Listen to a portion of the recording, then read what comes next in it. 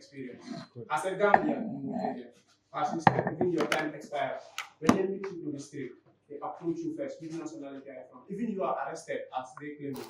Once they ask you, which country are you from? If you say Gambia, they will ask you to go to the embassy and remove yours. So what happened to that relationship between Gambia and Mauritania? To an extent now, when they find a Gambian outside, not like no time expired, they have to treat you as they are treating the others. Okay, very good question, but I wish that this question is directed to the embassy of Mauritania, Gambia in Mauritania. But what I do know reliably is that the consular cards are not what the Mauritanian authorities acknowledge in terms of national document. The consular card is not a national document.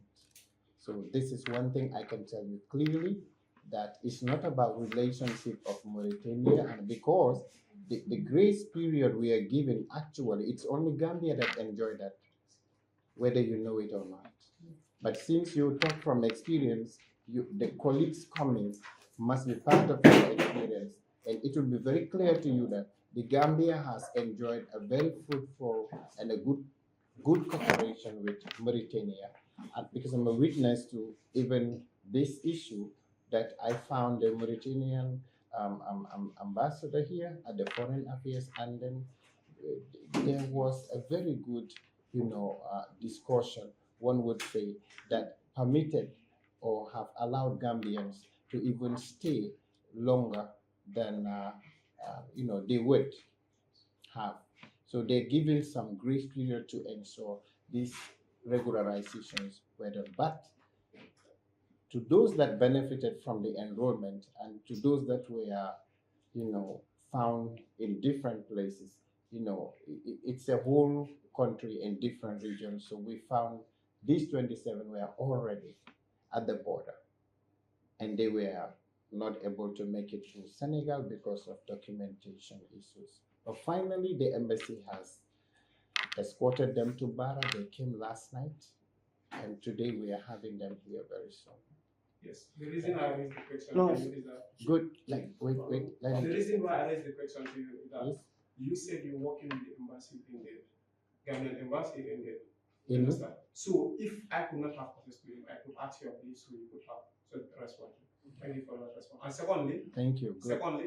My second question is going to you could highlight, like you highlighted some of the countries, their policies like entry requirements. Understand? Can you highlight few to the audience instead of asking For the Gambia? Yes, for the Gambians that are doing it right now. That should be very simple. But we want to put it on our page. But if you ask directly at the moment, you see what I have said about Mauritania. For you to accept somebody, entry requirement. Gambia also, you should be very healthy. You have a health certificate. If you want to go to Ghana, they take this thing. Yes, the yellow card, because you are not supposed to bring in a communicable disease like when we had COVID, where you are around, that somebody came in. Maybe what happened to the health officer. When we say border officials, we are talking of forestry, we are talking of immigration, we are talking of police, we are talking of drug squad. When I say the IBM, you are talking of everybody who should be at the border, because you are not supposed to bring seeds into the country that are very much not accepted. And that would lead to phytosanitary offenses. We are talking of medical control officers. You are not supposed to bring in medicines that are not due for this country or not tested and approved. So the whole architecture of border officials each have a responsibility. And I'm talking of narcotic drugs. That's why we have dealing. You're talking of police. For security reasons, you are not supposed to have pistols or those that are very, not good. But when you come to, again, on the documentation, you are supposed to travel with a document that you can be identified with. We're talking of fraud. The entry requirements can be listed and not only on the side of what immigration needs. So you have to think about, the whole of this. If you want to ask for a few, if I really please you.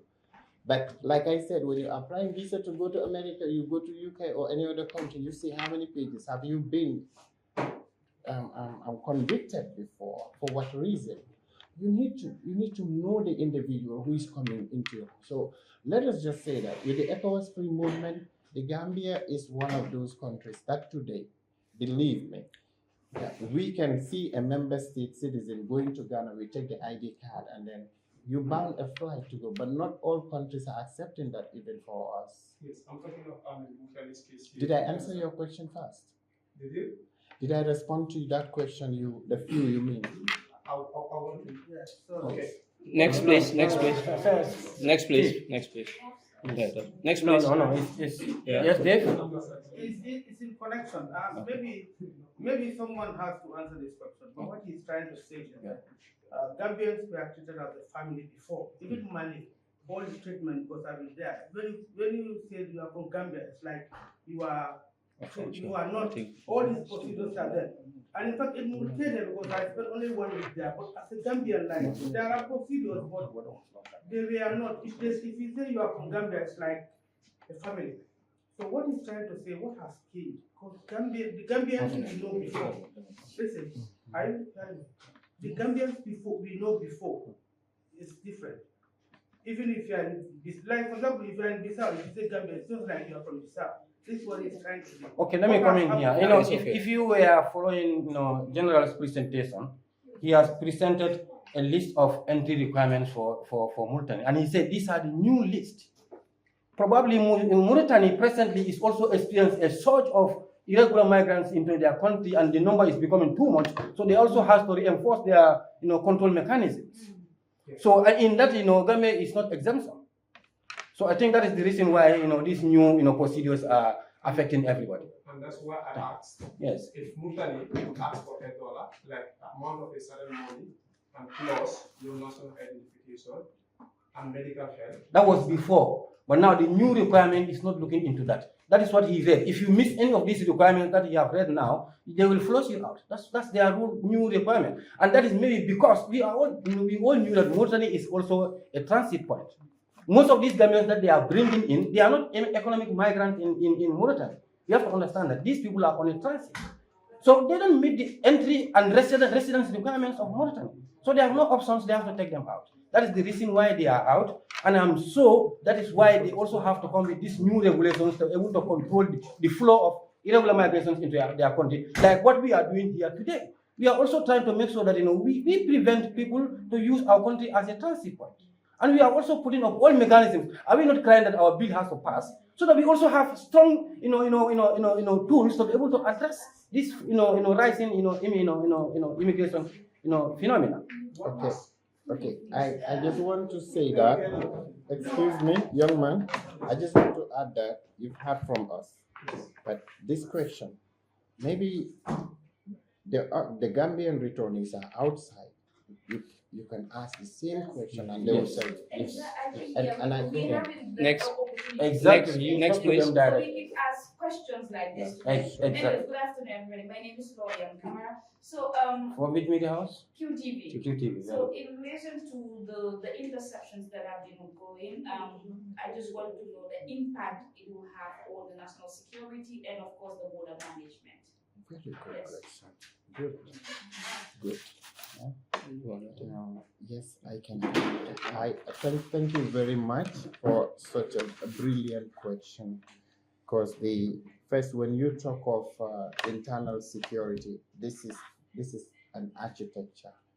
Already, the NSA, National Security Advisor, is putting us all together, befitting to ensure that even our regions have their technical committees, and this will be headed by the governors with the security structures in place. And moreover, they're coming to be those information service centers when it comes to how we build our intelligence and coordinate those structures too. Now, when it comes to these interceptions and the impact, I want to assure you that, we also have representatives within those countries that we have, and not all are represented, but you have the ambassadors here. So economic situations in certain countries are not really just befitting to their youths. But I tell you that this impact normally is by statistics or the data we collate. And when we get to regional meetings within ourselves, like the ECOWAS bloc, we communicate. Like like you can see the agreement between Gambia and Senegal, and the result of the hot pursuit is because you cannot commit a crime in Senegal and then you come run to the Gambia because you have an auntie here, or you now commit here, you run to, and I'm sure we all have those situations. But now Gambia and Senegal have agreed that once you commit a crime in the Gambia, we can even go 5 kilometers to get you.